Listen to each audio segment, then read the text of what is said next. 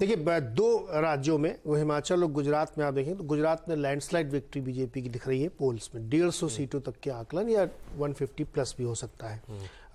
कई सारे पोल से दिखा रहे हैं। हिमाचल में भी बीजेपी को एज है, जितने पोल्स आए हैं 6 हम लोगों ने ट्रैक किए, तो उसमें ज्यादातर पोल 4 में क्लियर दिख रहा है बीजेपी हिमाचल भी जीत लेगी। और ये बहुत दिनों बाद ये पहली बार हो रहा है शायद कि रिवाज बदल रहा है। वहां पे हर बार अल्टी बल्टी होती है, एक बार इस बार वो टूट जाएगा, तो हिमाचल में भी उनकी हो रही है।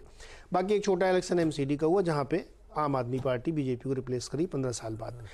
अब इन दोनों राज्यों को आप देखिए, बीजेपी 1985 के बाद का रिकॉर्ड तोड़ेगी अगर उसकी 150 सीटें आती हैं। इससे पहले जो सोलंकी थे कांग्रेस के, उन्होंने शायद 150 सीटें 145 सीटों के आसपास के साथ विक्ट्री हासिल की थी। वो रिकॉर्ड टूट जाएगा अगर 151 आता है।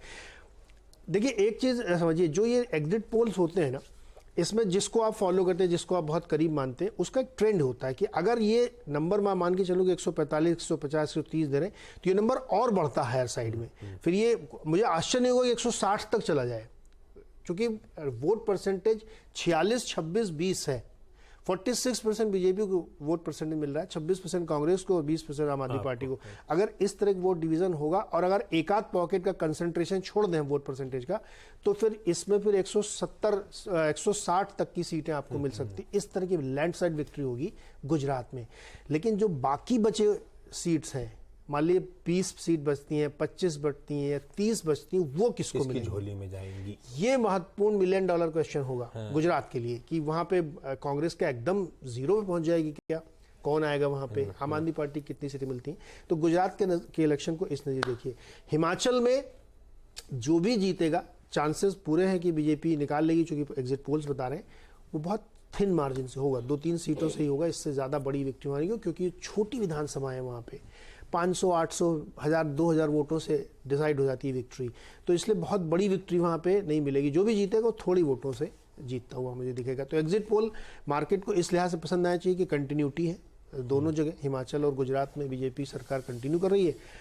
दिल्ली में एक बदल रहा है, तो चूंकि वो ऑलरेडी आधा स्टेट है और वहां पे नगर पालिका 15 साल बाद चेंज हुई, हालांकि ये सेंटिमेंट के तौर पे बीजेपी के लिए नुकसान हो सकता है। और एक चीज है, अगर सिर्फ एक एक्सेस माई इंडिया जो है वो हिमाचल में कांग्रेस की जीत बता रहा है। हाँ, वो और सब हाँ, और अगर वो बहुत सही हुआ तो इस बार मैं कहूंगा तो प्रदीप गुप्ता का नाचना फिर जस्टिफाइड होगा।